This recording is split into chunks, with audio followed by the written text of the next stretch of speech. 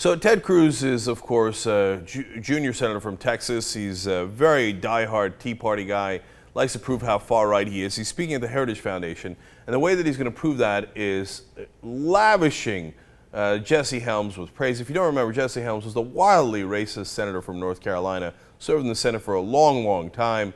I'm going to show you one of his ads that is infamous a little bit later, but first let's show you how much Ted Cruz loves him. The very first political contribution I ever made in my life was to Jesse Helms. When I was a kid, I sent $10 to Jesse Helms. Because they were beating up on him, they were coming after him hard, and I thought it wasn't right. And at the time, my allowance was 50 cents a week. So that was 20 weeks' income. I am willing to venture a guess that I may have been Jesse Helms' single largest donor as a percentage of annual income. Yeah, all right.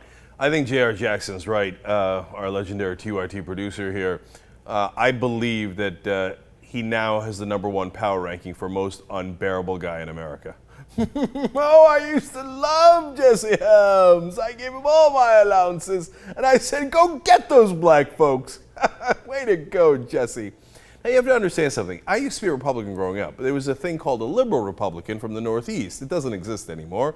But I remember being mortified at Jesse Helms when I was in the Republican Party. The argument Ben Mancos used to make to me, of course, co-host with me on the Young Turks for a long, long time, and we would have these discussions and debates on the air when we did the radio show, the online show, and he would say, Cenk, look, and I remember, especially back when I was a Republican, before we even started this show, when we worked together in Miami. By the time we were doing this show, of course, I had turned against the Republican Party because of the Iraq War, torture, and all those things.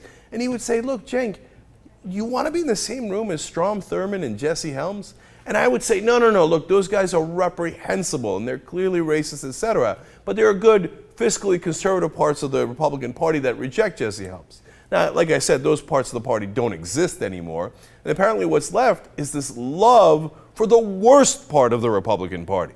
Now, Ted Cruz is going to talk about John Wayne here, and John Wayne once said that he would love 100 Jesse Helms in the Senate, which then makes you lose all respect for John Wayne.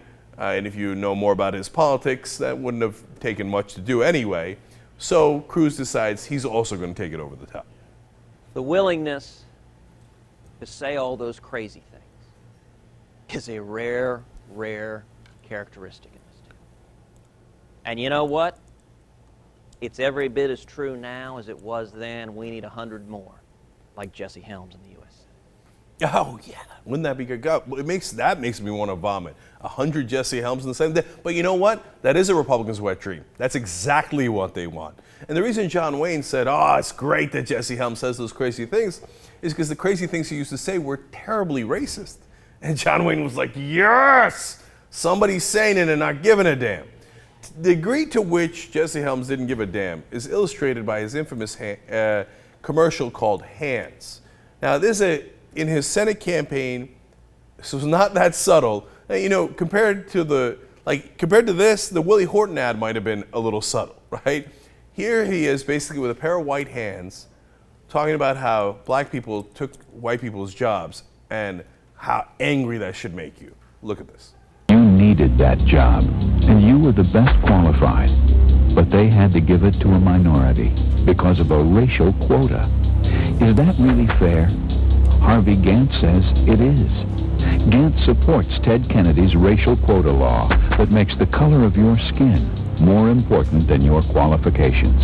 You'll vote on this issue next Tuesday.